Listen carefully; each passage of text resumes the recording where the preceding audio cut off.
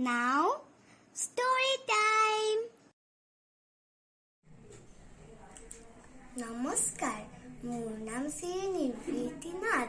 আজি মই ডান্স নকৰি এটা সাধু ক'বলৈ ওলাইছো। সাধুটোৰ নাম হৈছে সোণৰ কণী। এখন গাঁৱত ধনীৰাম নামে এজন বৰ দুখীয়া মানুহ আছিল। তেওঁৰ এজনী হাঁহ আছিল।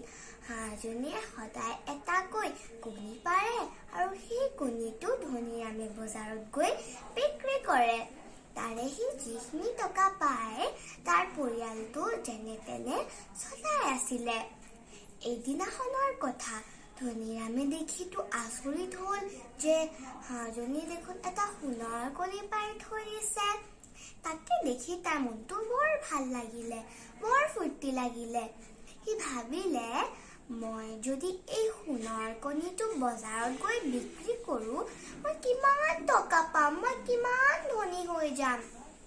তেনেকৈ ধনীৰামে ভাবিলে আৰু সেই সোণৰ কণীটো ধনীৰামে বজাৰত গৈ বিক্ৰী কৰিলে আৰু সি বহুত টকা পালে।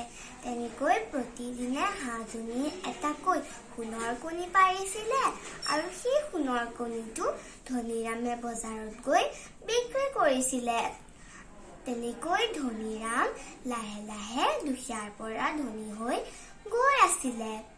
এদিনাখনৰ কথা, ধনীৰামৰ মনত এটা দুষ্ট বুদ্ধি খেলালে যে হাঁহজনীয়ে সদায় এটাকৈ সোণৰ কণী পাৰে, তেনেহলে হাঁহজনীৰ পেটত আৰু কিমান সোণৰ কণী থাকিব। মই যদি এই সোণৰ কণীকেইটা একেদিনাখনে ওলাই দিলে বজাৰত বিক্ৰী কৰি দিওঁ, মই কিমান টকা পাম, মই কিমান ধনী হৈ যাম।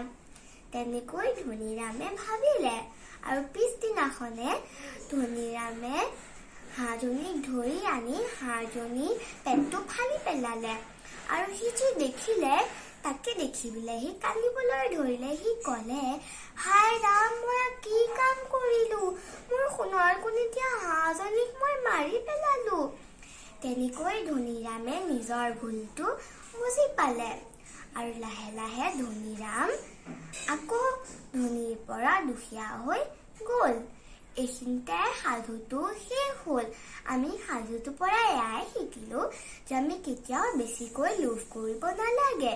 যি পাওঁ তাতে সন্তুষ্ট থাকিব লাগে। সেইটোকে কয় লোভে পাপ, পাপীৰ মৃত্যু। ধন্যবাদ।